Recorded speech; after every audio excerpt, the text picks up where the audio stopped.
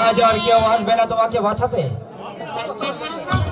আমি আপনার জীবনে নীলাখানে শেষ করে দেব।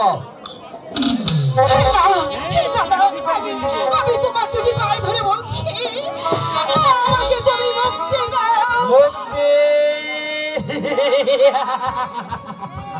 না, না, অসম্ভব।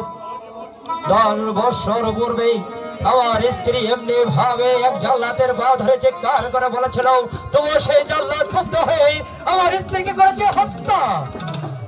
আমার কুচি বাচ্চারা গলা আস্তিয়ে ধরে বলেছিল, ওগো ওগো মেরো না, ওকে তো ক্ষমা দেয়নি।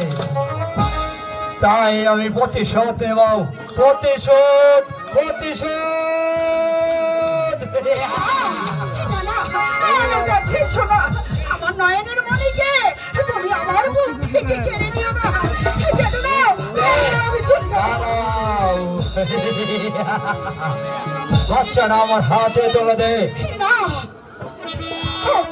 ওকে তুমি মেরো না ডাক্তার। ও তো কোনো পাপ করেনি ডাক্তার। আমার বাচ্চা তো কোনো পাপ করে নেই, তবু তাকে কালে জীবন দিতে হলো কেন? তাই তোর বাচ্চাটাকে আমি এই দুনিয়ার মুখ থেকেই চিরতরে মিশিয়ে দেব। এ বলছে তুমি এমন করে বলো না গো।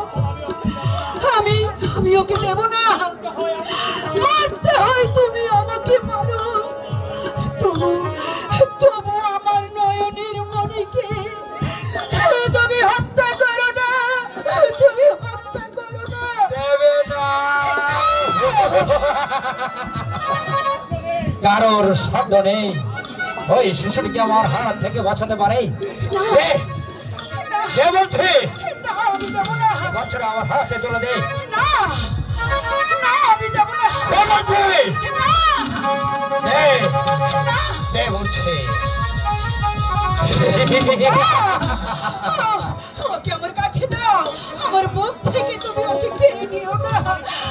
আমি যে মা হয়ে নিজের সন্তানকে আমি তোমার হাতে কেমন করে তুলে দিই। ওকে আমার কোলে দাও ডাক্তার। তুই পাবে না। আমার কোলে দাও। সমাস, ওকে হত্যা করবো পরে, আগে হত্যা করবো তোমাকে। হত্যা করা করবে, আমি তোকে বলবো হত্যা করবো। আমার অপরাধ ক্ষমা করবেন সর্দার। যা, তুই আমার সামনে থেকে দূর হয়ে যা। আমি আর